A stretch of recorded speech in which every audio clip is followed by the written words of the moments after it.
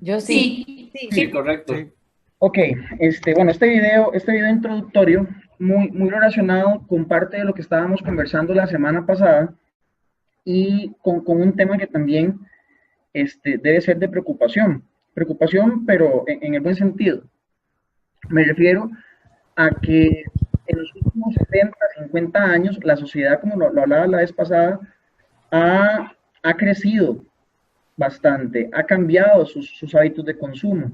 Lógicamente, como luego de la Segunda Guerra Mundial hubo todo un surgimiento de una nueva cultura a nivel global, lógicamente se fomentó mucho el tema del consumismo. O sea, para nadie es un secreto y los compañeros de la parte de publicidad y mercadeo no me dejan mentir, que prácticamente luego de los 50 es que empieza a aparecer con más fuerza la teoría relacionada con la mercadotecnia y todas estas campañas que lo que hacen es estimular el crecimiento del Producto Interno Bruto a través de un consumo desmedido o desmesurado, donde, como bien menciona Eric Fromm, hemos pasado a una sociedad donde si yo no tengo, no soy, soy si tengo algo.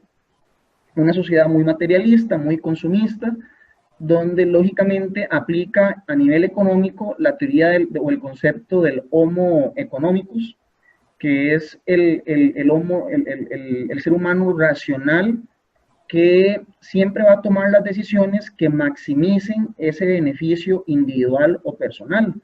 En los 80s aparece luego este libro que se lo recomiendo a todos. De hecho, no es un libro de lectura obligatoria para el curso, pero sí se lo recomiendo a todos por si quisieran hacer la lectura del libro del gen egoísta, que pueden descargarlo en PDF en Google. Ya esos libros están prácticamente de, de, de prácticamente que descargar a la computadora en un 2x3, el gen egoísta de Richard Dawkins, donde él habla sobre ese comportamiento biológico natural del individuo por simplemente pensar en su beneficio personal, en su beneficio individual y los de su familia, sin importarle lógicamente las consecuencias inmediatas o de largo plazo que sus decisiones pueden provocar en muchos.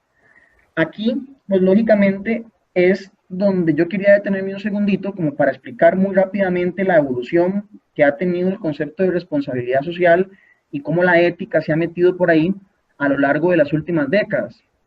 Este, de buenas a primeras, este, Johnson Johnson es una de las primeras compañías hace casi 80 años, 70 años, que empiezan a hablar sobre el concepto de responsabilidad. Se dan unas primeras pinceladas en el concepto, aparece el tema de la filantropía, donde lógicamente simplemente aparecen personas muy acaudaladas, muy adineradas, que hacen donaciones eventualmente, y el concepto sigue evolucionando a través de la ética, se empieza a hablar mucho de ética, pero en los 70s aparece alguien que yo considero muy relevante dentro de nuestra discusión, que es el economista monetarista llamado Milton Friedman, que fue muy odiado, amado por algunos, pero muy odiado, porque él, con su escuela monetarista, él era era un pensador muy enfocado a que el mercado debía de regularizarse.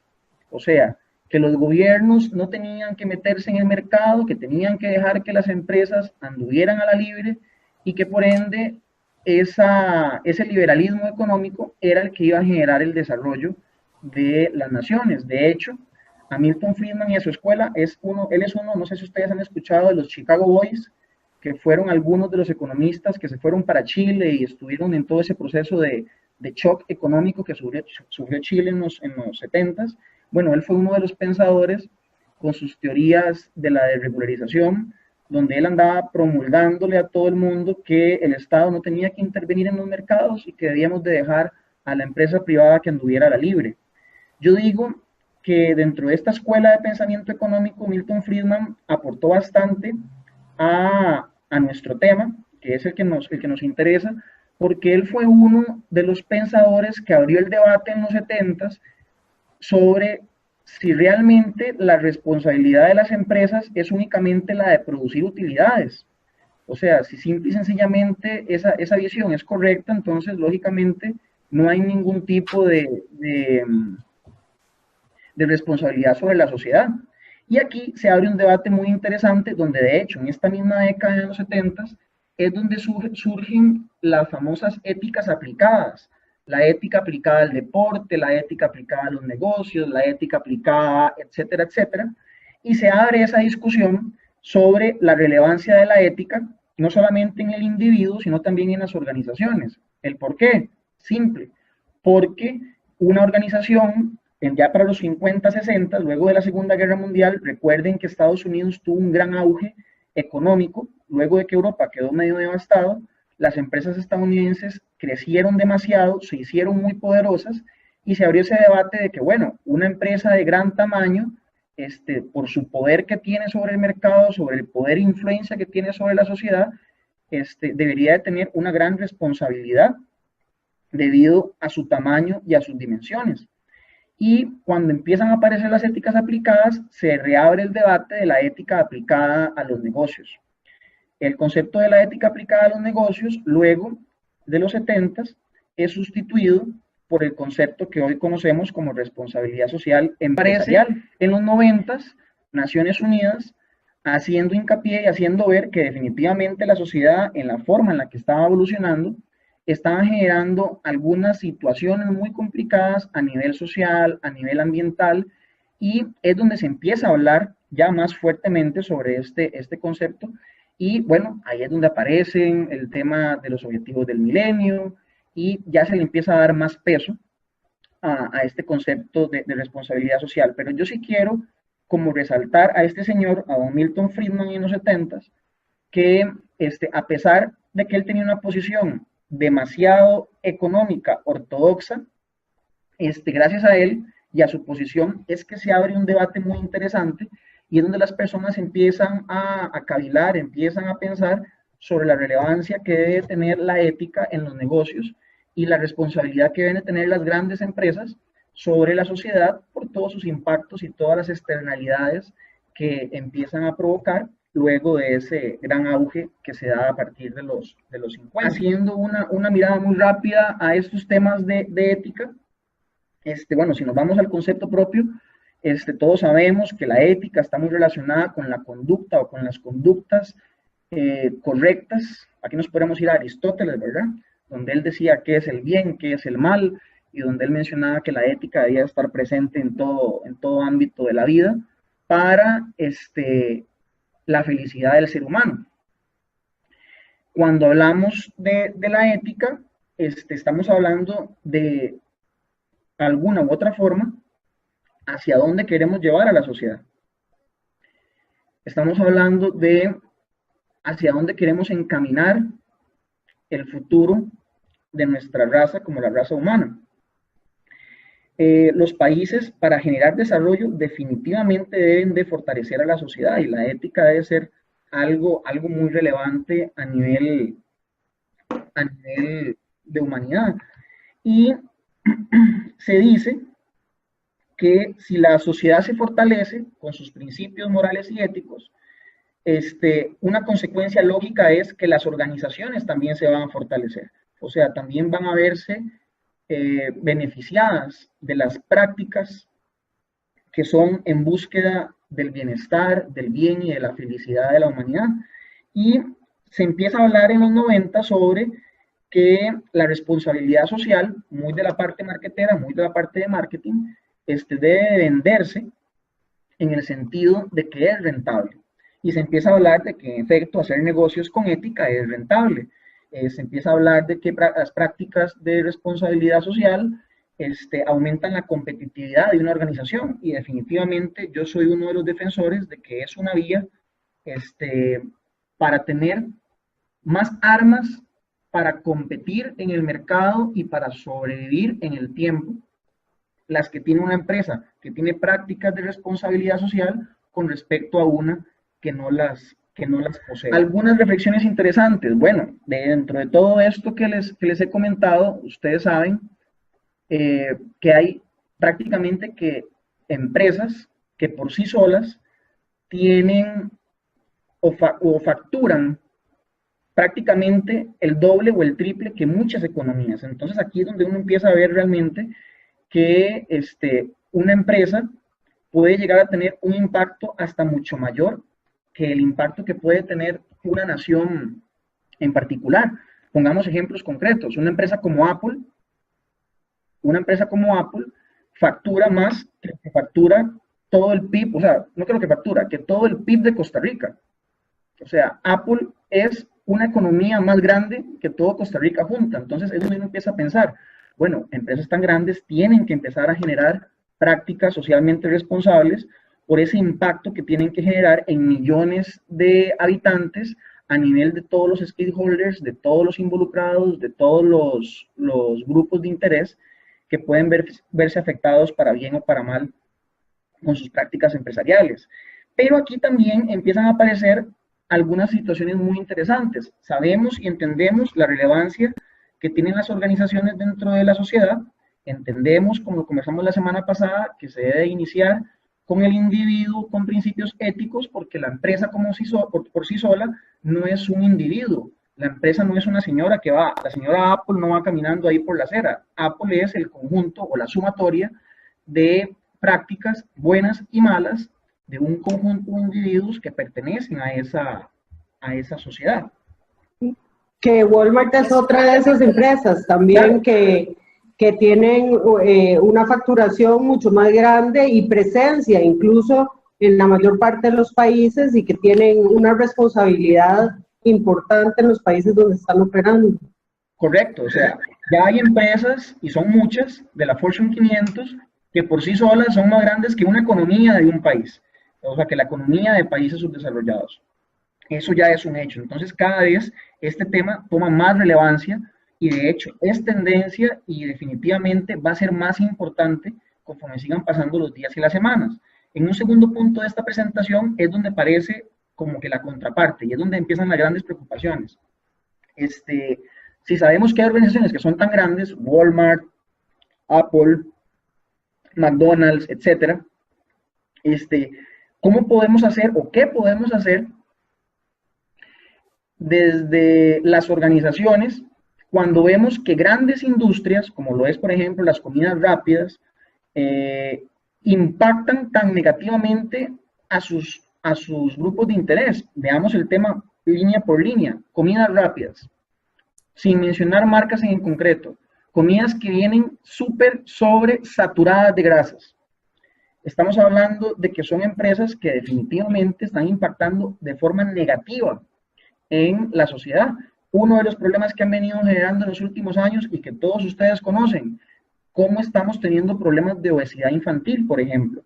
Y claro, como mamá y papá están trabajando para poder sostener los costos de la casa, la forma más rápida y más sencilla para papá y mamá de alimentar a los niños es yendo a estas comidas rápidas, donde ahora el costo también se ha convertido en algo de fácil acceso, donde yo pago 2.000, 3.000 colones y yo sé que con eso ya mi niño o mi niña queda entretenida un buen rato comiendo y jugando con el aparatito que viene dentro de la caja.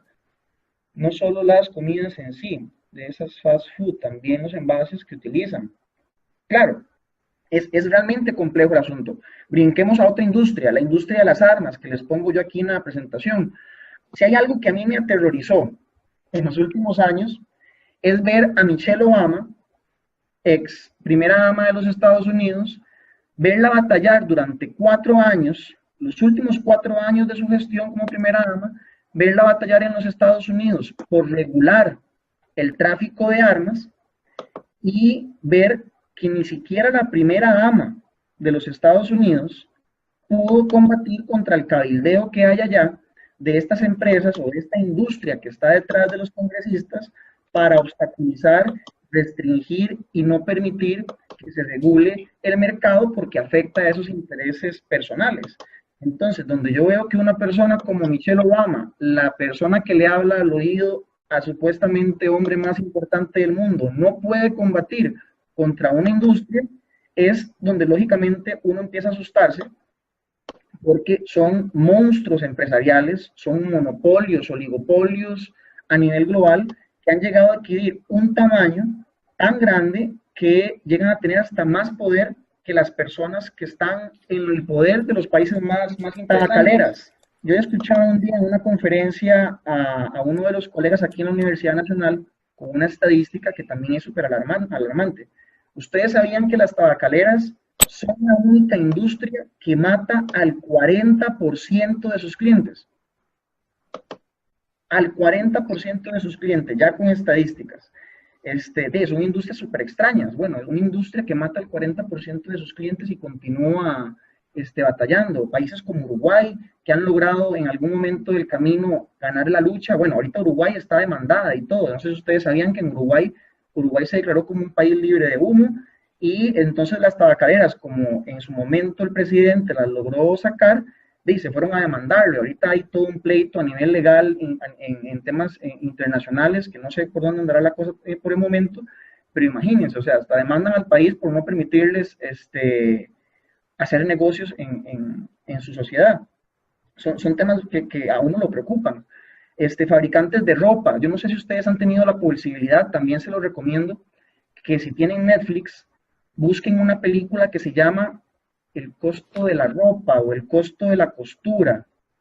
Es una película que está en Netflix que habla, si alguien sabe el nombre correcto, por favor me corrigen en el chat, creo que se llama El costo de la costura.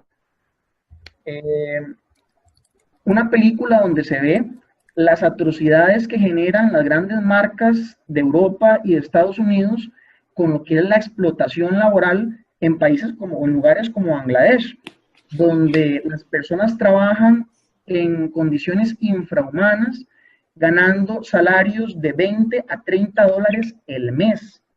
O sea, imagínense ustedes eso, o sea, no ganan ni $1 diario. Profesor, sí. Dice que se llama The True Cost. Esa es, The True Cost. Okay. Esa película súper recomendada también. Y en esa película ustedes van a ver, como por ejemplo en el 2011, 2012, en esos lugares que son prácticamente como cuarterías donde tienen a 300, a 1000, a 2000 operarias produciendo prendas de vestir para venderlas en tiendas como Forever 21, donde uno dice, wow, qué chiva, qué vacilón que uno puede ir a Forever 21 y comprarse una prenda de vestir súper bonita en 10,000 colones.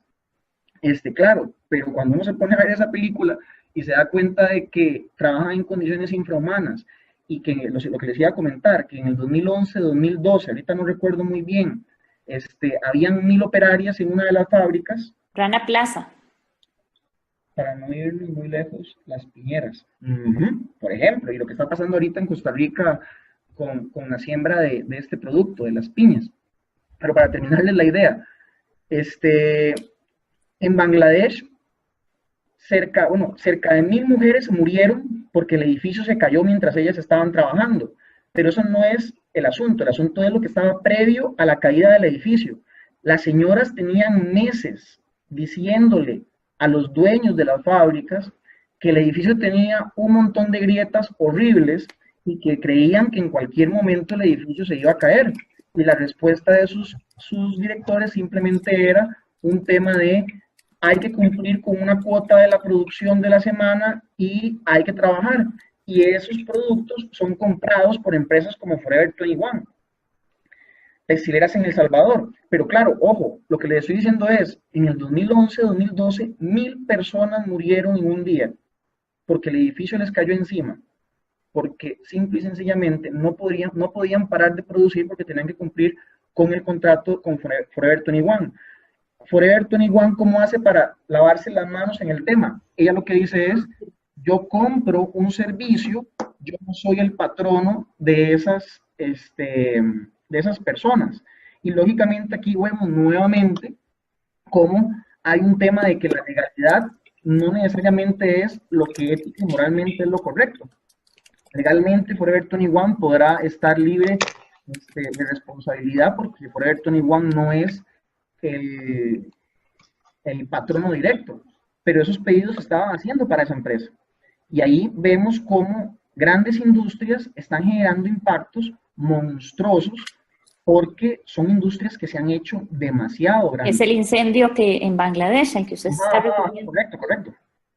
Bueno, no sé si se dice Rana, pero bueno, así se escribe. Seguramente se dirá parecido o así. Rana Plaza es el nombre correcto, pero no sé cómo se pronuncia, la verdad.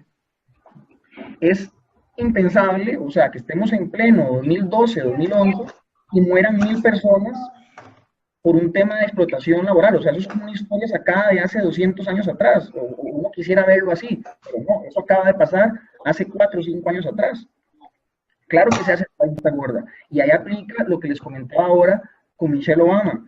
Hay un poder de cabildeo, hay una campaña tan millonaria detrás de los senadores, donde como por supuesto, ellos son los que pagan las campañas políticas, ellos son los que permiten que pasen las cosas. Ustedes lo vieron en la película que Don Guido les puso de la crisis económica, la de, ¿cómo se llama? Don Luis Mastroeni. Don Luis. Ok, ustedes lo vieron en la película Inside Job. Inside Job. Gracias por recordarme, es que a mí a veces se me va el avión. Inside Job.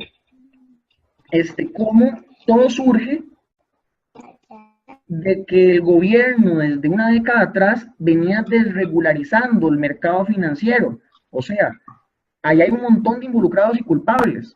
Y es un tema de ética de fondo. ¿Por qué? Vean este caso muy rápidamente.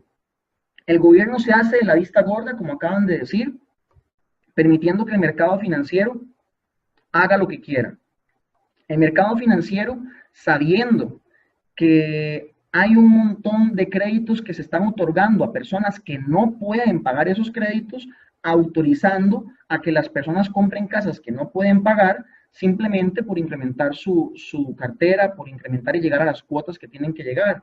Por otro lado, detrás de ese sector financiero de banca de primer nivel están las aseguradoras y todas estas bancas de inversión que, sabiendo que son créditos de alto riesgo, los encapsulan en nuevos productos financieros súper difíciles de entender para la sociedad común, para la sociedad civil, y los empiezan a vender como un producto súper interesante y de súper alta rentabilidad, cuando estamos hablando de que lo que estaban vendiendo era basura. Lo que estaban vendiendo eran créditos de alto riesgo, y los vendían como nuevos productos que nadie entendía realmente en qué consistía, pero lo vendían simplemente por cumplir con una cuota. Y veamos también dentro de los involucrados, también como responsables a los mismísimos usuarios, al consumismo, a la persona que va a pedir un crédito, que sabe que no tiene un nivel de ingresos para pagarse la casa de sus sueños, pero que donde ve que le dicen que le aprueban el crédito, acepta la plata, la casa le cuesta menos y con la plata que le sobra se va de vacaciones o se compra un carro nuevo para mantener el estilo de vida americano y el sueño americano. O sea, vean el nivel de irresponsabilidad en toda la cadena. El consumidor, la banca, las aseguradoras, las calificadoras de riesgo. Resulta que las calificadoras de riesgo califican ese tipo de productos como productos muy interesantes porque ellas reciben comisión de las mismas empresas, de sus clientes, para que le sigan calificando. O sea, las calificadoras de riesgo terminan siendo juez y parte y reciben ganancias por promover esos productos cuando lo que deberían de haberle indicado al mercado es, no señores, esos productos son de altísimo riesgo, eso yo no le voy a poner una calificación alta. O sea, vean que en toda la cadena, desde la base, desde el usuario, el consumidor, hay un problema de responsabilidad social a nivel individual. ¿Cómo aceptar un crédito que yo sé que yo no voy a poder pagar dentro de 6 o 7 meses? ¿Cómo aceptar un crédito que es hasta más alto que el que yo estaba pidiendo, donde sé que me va a sobrar dinero y con ese dinero que me sobra, en lugar de invertirlo o pagar un poco de la deuda o no sé, lo agarro para también gastos de consumo e irme a vacacionar a las Bahamas? Hay cientos de casos de estos, de riesgo sabiendo que estaban a punto de quebrar. Lo mismo pasó en Enron. Bueno, el caso de Enron es muy similar. Vean cómo el tema de codicia, el homo económico racional, interesado solamente en su beneficio individual, llega a impactar a millones de habitantes. Y ojo, el tema de la crisis en Estados Unidos, ustedes lo saben bien, fue un tema que terminó impactando a nivel global. Todo el mundo salió rascando por un grupo en el mercado inmobiliario en Estados Unidos que andaba comprando casas sin tener la capacidad de pago. Entonces, voy aquí con la tercera idea de la diapositiva. El pensamiento económico ortodoxo tradicional al estilo de Milton Friedman es un estilo que se ha concentrado prácticamente en hacerse de la vista gorda con la ética y se ha enfocado simplemente en un tema de ganancias y satisfacción personal, como lo vimos ahora en el video de los marcianos y el homo, ¿cómo decía ahí? Homo, decía homo económico. Bueno, del homo económicos. Nosotros que estamos en este patín, que estamos en esta nube, que estamos montados en esta tendencia y que nos gusta el tema, definitivamente homo consumos, decía el video, homo consumos, lógicamente era caricaturesco, ¿verdad? No hay un homo responsabilus, sino que lo que sí hay es un homo reciprocans, que ese sí existe realmente. Estamos en un movimiento que conforme pasan los días, yo ayer conversaba con otro profesor de esta rama del tema de responsabilidad social, y yo le decía, les dejo esta idea para que la piensen un poco. Yo le decía que la responsabilidad social, aunque todos entendemos y sabemos que es voluntaria, no hay una ley que me exija a mí ser responsable socialmente, sabemos que es un tema de voluntariedad. Yo me atrevería a decir, filosofando, tirando ideas en el aire, que la responsabilidad social en este momento ya se está convirtiendo en algo completamente coaccionable. Y cuando me refiero a que debe ser algo coaccionable y que ya lo es en el sentido de que o somos responsables socialmente o nos extinguimos. O sea, la coacción aquí va enfocada no a una ley, va enfocada a la extinción de la raza humana. Si no cambiamos algunos comportamientos, hacemos conciencia en esos individuos que están a nuestro alrededor con respecto a que los recursos se nos van a acabar o que nosotros mismos vamos a terminar eliminándonos. Consulta. Profesor. Sí. También esa coacción hacia la responsabilidad social la están dando las mismas fuerzas del mercado. Bueno, gracias a Dios. Gracias a Dios. La nueva conciencia de consumo que está emergiendo está coaccionando a las empresas a tomar este tipo de medidas éticas y de comportamiento, etcétera, debido al mismo consumidor que ya lo empieza a exigir. Claro, y yo lo vería desde varias aristas. O sea, el mercado cada vez lo está exigiendo más, el mercado cada vez es más consciente. Por otro lado, los gobiernos poco a poco cada vez son más conscientes también. Por otro lado, las empresas con sus individuos que están pasando a formar parte de sus filas de planilla son más conscientes. Y en efecto, lo que pasa es que mi preocupación iría enfocada a lo siguiente. ¿Quién me habló? Perdón, porque no supe quién fue la que me habló. Carmen Montero. Carmen, mi preocupación iría hacia lo siguiente. ¿Será que este cambio que estamos dando será a la velocidad que necesitamos antes de que ya sea demasiado tarde o llegaremos tarde? Yo esperaría, tengo la fe y la esperanza de que no, de que logremos generar ese cambio antes de que ya sea demasiado tarde. Lo que pasa es que cada vez los pasos de gigante se sienten más cerca. Por aquí había un par de compañeros que eran de la parte de gestión ambiental, si no me equivoco, Andrea, y si no me equivoco, un compañero que estaba sentado en la parte de Andrea y Luis. Corríjame si estoy equivocado. Hay un concepto a nivel ambiental que se llama acidificación del océano o acidificación de los océanos. ¿Lo dije bien o lo dije mal?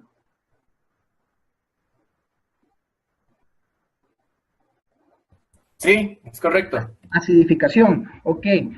Hay estudios que se han hecho, y corríjanme los compañeros especialistas en el tema, que están indicándonos que para el 2048 nuestros océanos van a estar completamente acidificados. ¿Qué significa eso? O sea, que van a ser ácidos. Y si son ácidos, ya no va a existir vida en el océano. Si continuamos con el ritmo que hemos llevado hasta la fecha, con el desarrollo humano, empresarial que hemos implementado en los últimos años. Para el 2048, o sea, estamos a la vuelta de la esquina de eso. Y, bueno, eso va a generar un montón de efectos. El tema de gases, de emisión de gases de efecto invernadero. También por allá vamos hacia otro tema súper complicado. Entonces, mi gran preocupación, Carmen, iría enfocada en que sí, cada vez hay más conciencia, por dicha, en el tema. Nosotros somos parte de los que estamos, yo digo que obligados a promover ese cambio o a evangelizar y a estimular ese nivel de conciencia social, porque somos los que estamos más metidos en el asunto, pero el cambio será lo suficientemente rápido antes de que ya sea demasiado tarde. Esperemos que así sea, porque al final de cuentas, si no, como lo decía el video del Homo Consumos, estamos prácticamente que destinados a la extinción. Yo no quiero pensar eso. Y aquí, pues por supuesto que entra en juego el tema de los valores, valores éticos y todo este tema que hemos estado conversando desde la semana pasada a la actualidad y que ustedes en parte estuvieron leyendo en algunas de las lecturas. Según estudios de Mar Viva, Costa Pacífica, se estima que hay más residuos de plástico que habitantes marinos. Sí, lastimosamente, son esos datos que da pena conocerlos porque, lógicamente, ¿a dónde vamos a parar? Diría la canción. ¿Hacia dónde vamos? ¿Hacia dónde nos dirigimos? Y sí, como lo dicen al final, son problemas que ya todos conocemos, pero hablamos del tema, conversamos del tema, y la velocidad a la que se ha ido dando el cambio pareciera que no es la misma que necesitamos en la práctica. Y profesor, tal vez para hacer un comentario ahí, porque estamos hablando de que ya todos conocemos, ¿verdad? Y a nosotros nos pasa mucho también cuando hablamos con empresas que nos parece ya que como que todo el mundo ya sabe de esto, pero en realidad es muy, muy poca gente la que sabe de esto. Incluso lo conocemos, digamos, las personas que eventualmente van a una universidad y ya están teniendo este tipo de conversaciones, ¿verdad? Pero en la gran mayoría de la gente que uno se encuentra en la calle, no necesariamente tiene esta conciencia, o tiene pedacitos tal vez de algunos conceptos, pero no relacionan todo con todo, ¿verdad? Entonces, creo que definitivamente todo lo que se está haciendo es un llamado a acelerar el ritmo, acelerar el paso, porque en definitiva no vamos a llegar nunca a las metas que se tienen que llegar en los plazos que se tienen que llegar. ¿Con quién estaba hablando? Perdón, ¿quién me habló? Con Olga. Ok, completamente de acuerdo con Olga. Casos, vean, para muestra un botón, tenemos muchísimos casos, aquí los voy a pasar muy rápidamente, pero ya los conocemos. Organizaciones que por un lado comunican un juego limpio, comunican una serie de valores y de principios, pero que por otro lado sabemos que se han movido por intereses privados, como el caso de FIFA en el 2014-2015 que todos conocimos, donde hasta un costarricense estuvo involucrado. Bueno, uno hasta el momento. A nivel político, a nivel de gobierno, que si sí, que si no, son temas donde se evidencia que definitivamente los puestos de poder, yo no sé si será que el poder corrompe, como decían por ahí, y hace que la persona se transforme, o no es cierto que se transforma, sino que como dicen otros, el poder más bien hace aflorar la verdadera persona que habitaba dentro del individuo. Tenemos también el ejemplo de Grecia, el ejemplo de Wall Street que ustedes vieron en la película. Grecia es un caso súper curioso. También los invito a que investiguen un poco por qué Grecia llegó a la crisis. Grecia llega a la crisis por culpa de los Juegos Olímpicos del 2004. ¿Por qué? Porque Grecia abre la llave del gasto, o sea, se tira de cabeza a desarrollar infraestructura para unas Olimpiadas y se endeuda y empieza a maquillar cifras para no tener problemas de regulación con la Unión Europea. O sea, vean el tema del ridículo. O sea, por unas Olimpiadas comprometemos a la sociedad completa, como lo fue el caso de Grecia. Tenemos también este caso a mí me pareció súper interesante, el caso en su momento de la British Petroleum, con el derrame que hubo en el Golfo de México. Una empresa que era considerada la número 2 a nivel de petroleras, que tiene un derrame de petróleo en México, el efecto que causa es completamente irreversible. Esto fue, si no me equivoco, en el 2010-2011, el efecto que genera en el ambiente es completamente irreversible y demandan a la empresa, pero resulta que la demandan como por 15.000, 18.000 millones de dólares, y esta es una empresa multimillonaria. Para ella 18.000 millones de dólares, por supuesto que es plata, pero es completamente pagable, y aparte de eso, le permiten en cómodas cuotas como de 15 años pagar monetariamente un efecto del que ya no hay vuelta atrás en el Golfo de México, al punto que esta empresa, si no me equivoco, cuando pasó todo este juicio y toda la cosa, pasó de ser la segunda a ser la cuarta. Vean el gran impacto que generó el hecho de que esta empresa, simplemente por economizarse unos cuantos dólares, termina afectando todo un ecosistema que, ya lo dijeron los especialistas en el tema, tuvo efectos y externalidades completa y absolutamente irreversibles. El caso de Enron, otro caso que se dio a finales de los 90, también súper famoso. Vamos a ver, están escribiendo. El caso de Enron, otro caso súper curioso.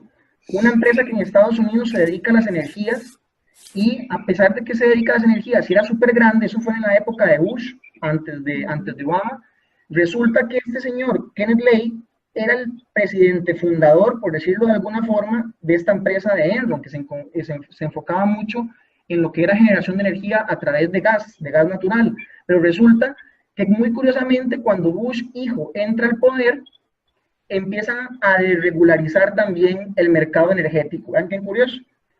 El amigo del presidente de Enron empieza a ser loco, empieza a hacer fiesta y lógicamente vean aquí en este grafiquito, aquí está en pequeño en el 96 el valor de las acciones de Enron, vean para el 2000 el valor, o sea, no se había duplicado, se había casi que triplicado o cuadruplicado el valor de las acciones.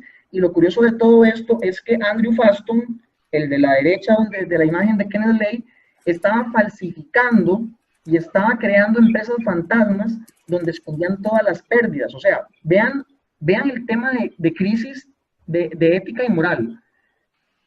La empresa estaba aumentando sus acciones con el pasar de los años, pero la empresa estaba teniendo pérdidas todos los años. Lo que pasa es que el mercado no lo sabía.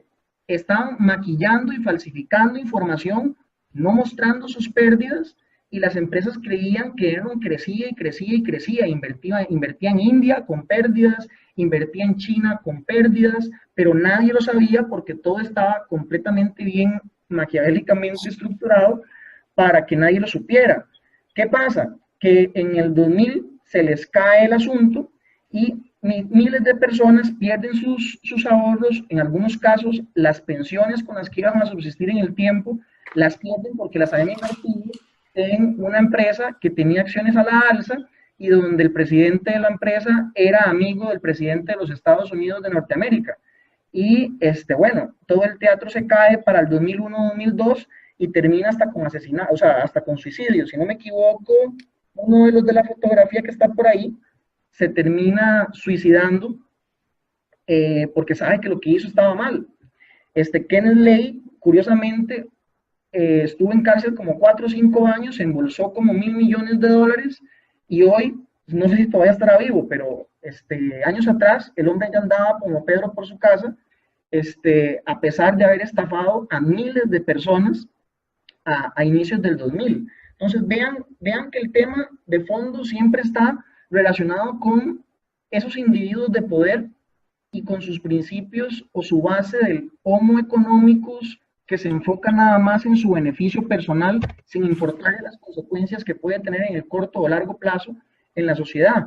Vean el caso del Heart Attack Grill. Para quienes no lo sabían, este es un restaurante que se creó hace algunos años en los Estados Unidos también y donde le venden a usted la hamburguesa del bypass, donde si usted pide la cuádruple bypass hamburguesa, una enfermera en silla de ruedas lo llega a recoger a la caja y lo lleva a su mesa. Vean el nivel de, no quiero decir la palabra, vean el nivel de inconsciencia, no sé cómo llamarlo en bonito. Gente comprando ese tipo de cosas sabiendo hasta el nombre que les están poniendo. O sea, vamos a la parrilla del ataque cardíaco. Yo cuando veo eso, yo les comenté a ustedes, no sé si les comenté, a mi papá le dio un infarto hace 2 años, y lógicamente yo veo temas relacionados con ataques cardíacos y a mí es el que me da el ataque cardíaco. Yo donde veo que esta empresa está siendo súper exitosa y ya no es un restaurante, es una cadena de restaurantes, ha crecido en los últimos 3, 4 años y está siendo exitosísima, es donde yo me pregunto dónde quedó el consumidor inteligente y el consumidor que tiene la decisión de hacer que este tipo de iniciativas empresariales crezca, adquiera más poder o desaparezca en el tiempo. El caso de Forever 21 no lo voy a comentar, ya se los comenté hace un rato y de verdad les recomiendo enormemente que vean la película de The True Cost, si no me equivoco, que me dijeron ahorita. Vayámonos para Costa Rica. no nos vayamos tan largo, como me decía uno de los compañeros hace un momento. Ustedes vieron lo que pasó ahora con la selección en México. Agencias de viajes vendiendo paquetes fantasma, vendiendo paquetes donde hacían que las personas pagaran $2,000, $3,000 y sabían de antemano que lo que les estaban vendiendo era una cortina de humo. Empresas nacionales que después simplemente se desaparecieron o buscaron la forma de ocultar el tema. Y ahí es donde yo digo, bueno, ¿dónde quedó ese tema de responsabilidad social individual? ¿Dónde quedó la ética de ese grupo de personas? En Costa Rica tenemos decenas de casos como este que les acaba de comentar. Yo en algún momento del camino trabajé para hotelería en el tema de los tiempos compartidos, los famosos tiempos compartidos que vendían antes o que eran un boom antes. Ahí fue donde a mí me enseñaron mis primeras armas, donde a uno le enseñaban a sacarle la tarjeta de crédito a los clientes en menos de una hora, literal. O sea, a uno le enseñaban técnicas de ventas, técnicas de influencia personal, donde yo me sentaba con usted en una hora y sin usted conocerme, yo lograba que usted adquiriera un paquete vacacional de un hotel que nunca había visto, me entregara su tarjeta de crédito y me adquiriera un programa vacacional de $3,000, $4,000, $5,000, $6,000, y resulta que yo le prometí a usted en la mesa el cielo, sol, luna y estrellas, pero a la hora de la hora el cliente llegaba al hotel y se daba cuenta que lo que le habíamos prometido no era tan bello y tan hermoso como se había dicho desde el principio. Son cosas que no cuento orgullosamente, las cuento más bien como un ejemplo y un mal ejemplo. Y eso es lo que les enseñaban a decenas de vendedores y un montón de hoteles, que no mencionaré el nombre, pero que son súper famosos y que ustedes, estoy segurísimo, han visitado en alguna que otra ocasión. Les comentaba, el tema de las viceministras, tampoco tengo nada en contra de las viceministras. Ellas dicen que actuaron en regla, que ellas no habían cometido ningún error, pero bueno, lo legal es lo correcto. Ahí es un tema de individuo. Perdón. ¿Qué me decían? Lo legal es lo correcto, sería lo justo es lo correcto, dicen por ahí. Lo justo, bueno, ojalá tuviéramos al que dice que lo justo es lo correcto, ¿verdad? En esos cargos. Y tenemos instituciones tan conocidas como esta que les acaba de poner, Colegio Universitario Boston. Vean lo crítico del asunto. Una institución educativa que está formando nuevos profesionales a nivel de técnicos y de diplomados. Ojo la gravedad. Es una institución que está formando nuevas generaciones, nueva fuerza laboral. Y es una institución que le dé más de 1.000 millones de colones a la caja. Es una institución que no le está pagando a sus profesores. Es una institución que no paga sus liquidaciones. Y es una institución que algunos de estos alumnos, sin haber terminando apenas de estudiar, los está poniendo a dar lecciones. Yo no tengo nada en contra de eso. La gente tiene que hacer experiencia al principio. Pero hay prácticas que esta institución educativa, a mí me queda la pregunta de, bueno, imagínense que dentro de sus planes de estudio hay un curso que se llama ética empresarial, dentro de todos los programas que se imparten. Yo no dudo de la calidad de los profesores que imparten clases en el Colegio Boston. Tengo varios colegas que son excelentes profesores y que son quienes me lo han comentado y que dan clases porque les gusta el tema de dar clases. Pero la institución como tal no está aplicando prácticas que sean afines o acordes con su core de negocios. ¿Cómo está metiendo cursos de ética empresarial en todos los planes de estudio la organización, en este caso la institución, y por el otro lado hace o deja de hacer lo que les acaba de comentar? Y así podemos aquí pasar toda la noche hablando de casos. Y quería dentro de las ideas de hoy ponerles este ejemplo.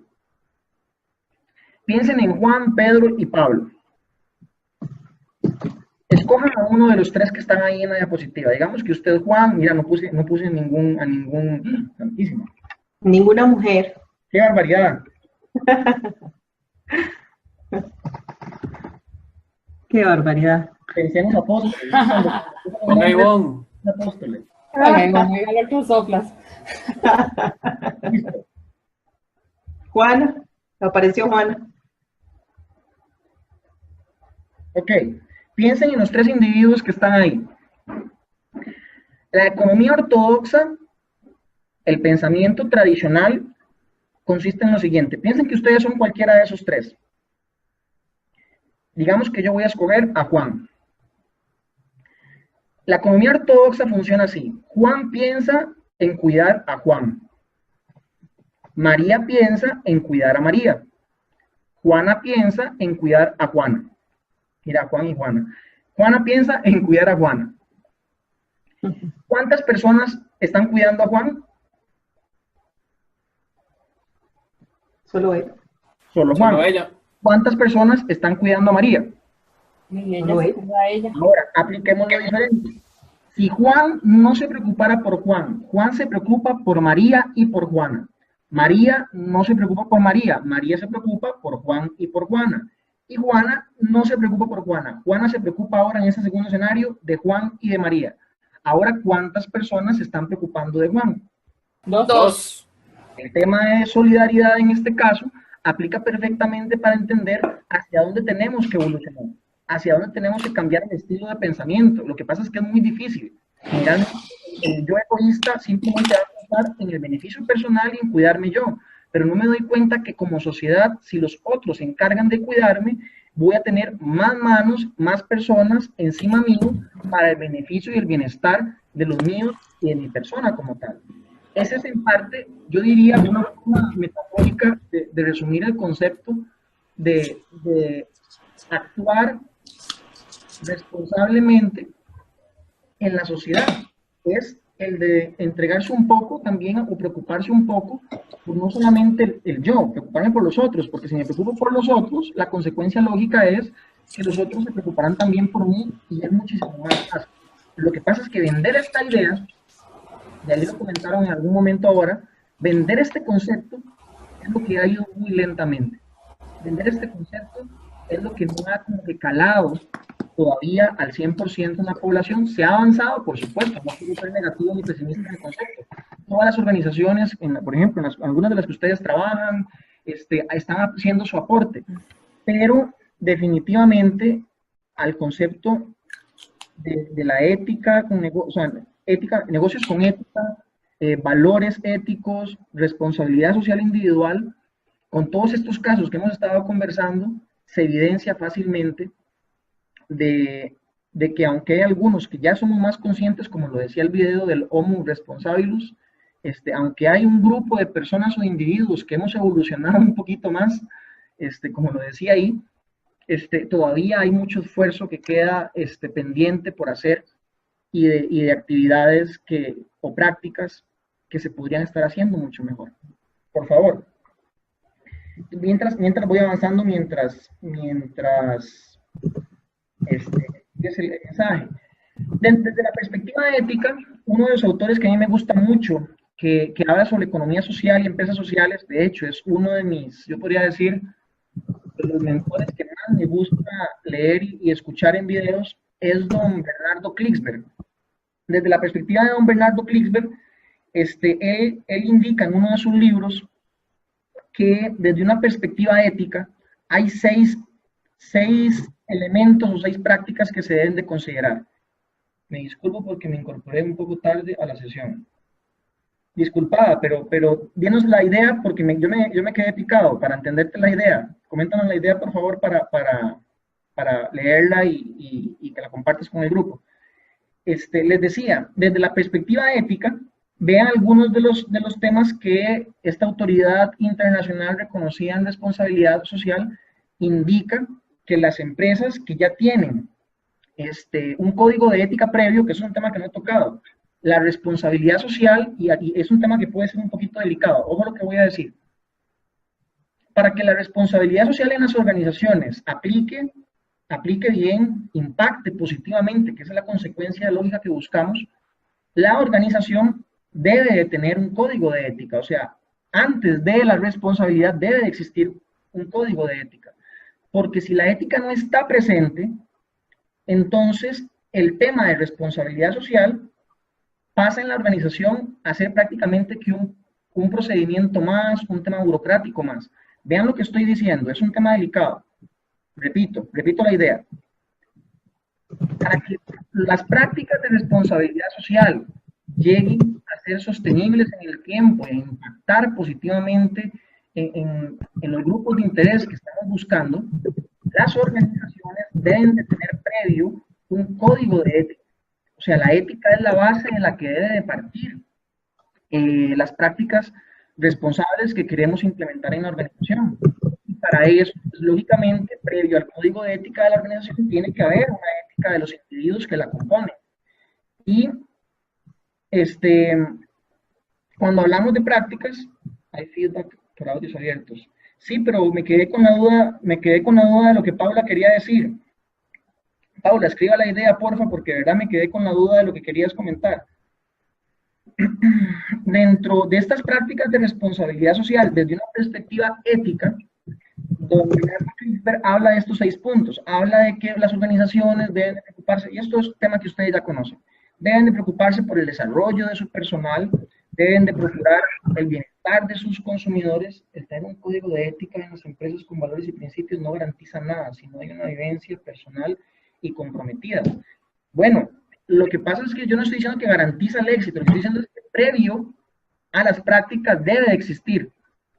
O sea, es la base de la que debe de partir las prácticas. Estos puntos que están por acá son ideas del doctor Bernardo Klinsberg, que yo les había comentado la semana pasada, un doctor en temas de economía social de la Universidad de Buenos Aires, que ha escrito decenas de libros relacionados con el tema que estamos conversando, y él resume y él dice que estas 3 líneas son las que caracterizan a las empresas que él ha analizado a nivel latinoamericano, que tienen prácticas que son muy exitosas.